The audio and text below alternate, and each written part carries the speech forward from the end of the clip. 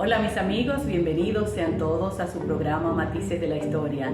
Hoy con una persona que nos honra tener en este programa, la docente, investigadora e historiadora Petronila Dotel. Es coordinadora de la Cátedra de Historia Dominicana en la Universidad Autónoma de Santo Domingo y una persona con la que comparto espacios académicos de manera muy fluida. En esta ocasión estaremos hablando de Juan Pablo Duarte, nuestro prócer, el líder de la independencia nacional dominicana, pero desde la perspectiva de una historia reflexionada, pensada y analizada. Maestra Petronila, es un gusto para mí enorme tenerte aquí en Matices de la Historia. Muchísimas gracias, para mí también un placer inmenso, porque siempre digo, los espacios donde uno puede hablar de temas de historia hay que aprovecharlo, y el tuyo es un buen espacio, así que te felicito. Muchísimas gracias. Bueno, estamos casi celebrando el natalicio de Juan Pablo Duarte y yo pienso que es un momento importante para hablar de esta figura. Y la primera pregunta que le quiero hacer es, ¿se enseña realmente la figura de Juan Pablo Duarte en las universidades y en las escuelas? Bueno, sobre todo en las escuelas y en el nivel secundario, yo creo que sí. La figura de Duarte dentro de todos los trinitarios es la más difundida y la más enseñada. Yo creo que todos o casi todos los dominicanos saben quién es Juan Pablo Duarte. Lo interesante sería poder profundizar en esta pregunta, porque enseñar una figura o enseñar historia tiene que ver mucho con la forma y el fondo. ¿Qué es lo que se dice de ese personaje? ¿Cuál es el abordaje? Entonces, habría que profundizar, pero creo que sí. Dentro de todos los trinitarios, la figura de Duarte es la más resaltada, es la más recordada. Recuerda que incluso a nivel de la escuela primaria y secundaria, básica, secundaria, exacto, se toma el natalicio de Juan Pablo Duarte como el inicio de las festividades patrias. Así es. Entonces el 26 de enero es el inicio del natalicio de Duarte y también es el inicio de un conjunto de actividades patrias que se van a realizar, que ya está llegando a Sánchez, sí, porque quedaba corto. Quedaba así. Ahora, la figura de Duarte, y aprovecho para decir, en cierto modo, quizás se ha idealizado tanto, y ahí donde entra qué es lo que se está enseñando de Juan Pablo Duarte. Quizás tiene que ver con la fragmentación histórica que a veces hacemos y que produce muchas veces un sesgo histórico. Sí, se dan, yo creo que en la historia dominicana hay una historia que personaliza mucho, o sea, las acciones. Okay. Parece como que la historia, como se ha enseñado, es producto de la acción de personalidades emblemáticas. Pero solo ellos, sin el otro colectivo, sin entonces, el pueblo, sin... El pueblo casi no aparece en la historia. Fíjate que cuando celebramos la independencia nacional, nosotros estamos hablando de los trinitarios en masculino, porque ese es otro ingrediente. Además, entonces el colectivo pueblo aparece poco. Entonces la patria fue creada por los padres de la patria, que son 3, pero en la trinitaria fue fundada por 9 personas. Ahí hay un colectivo. Pero esa independencia fue posible porque además de que había un grupo que le estaba motorizando, que fueron los trinitarios, había un pueblo que estaba apoyando.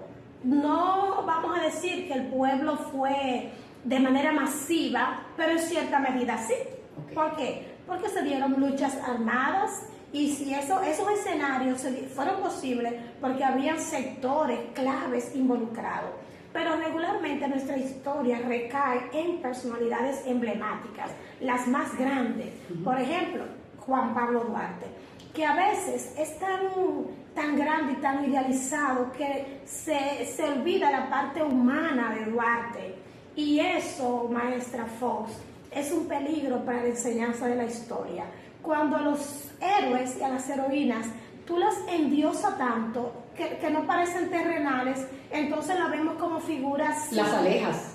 Tú las alejas. Las alejas, claro. Entonces, Duarte era un joven, un hombre pueblo, pues, que pertenecía a un sector social, que vivía en una casa específica, que tenía una vida. Entonces, lo bueno de enseñar a un Duarte humano es saber que yo también puedo participar, no en la dimensión de Juan Pablo Duarte, o en la dimensión de Gregorio Luperón, o en la dimensión de Minerva Mirabal, pero yo puedo participar desde mi condición de ciudadana, puedo hacer mi aporte.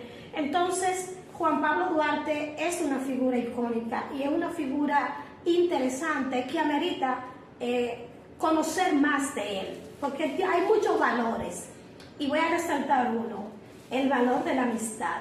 La Trinitaria fue una organización de amigos.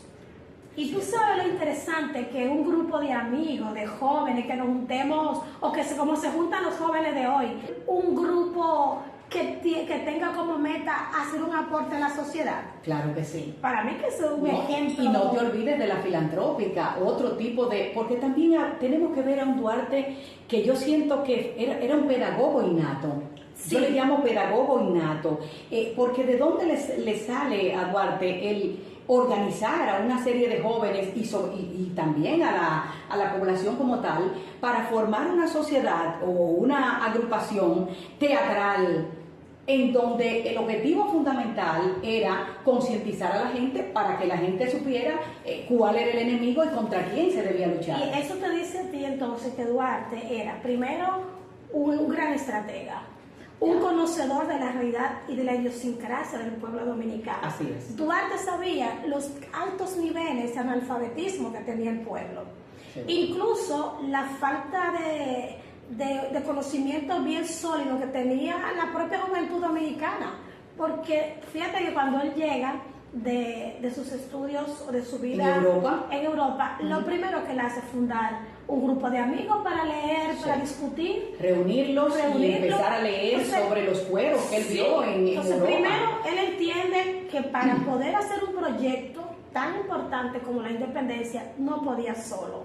Él tenía que organizarse. Segundo, ese grupo organizado tenía que estudiar, porque tenía que prepararse filosóficamente un proyecto tan grande. Esa es mi otra pregunta. En momentos en que las redes sociales, en momentos en que la tecnología es prácticamente lo que los estudiantes utilizan para estudiar, para comunicarse, para hacer todo, ¿cómo podemos nosotros como maestros universitarios y como maestros también de otros niveles enseñar historia sin que nos gane un clic? Porque están a un clic de todo. Exacto. ¿Cómo hacerlo? Bueno, eso es un gran reto. Es un reto enorme.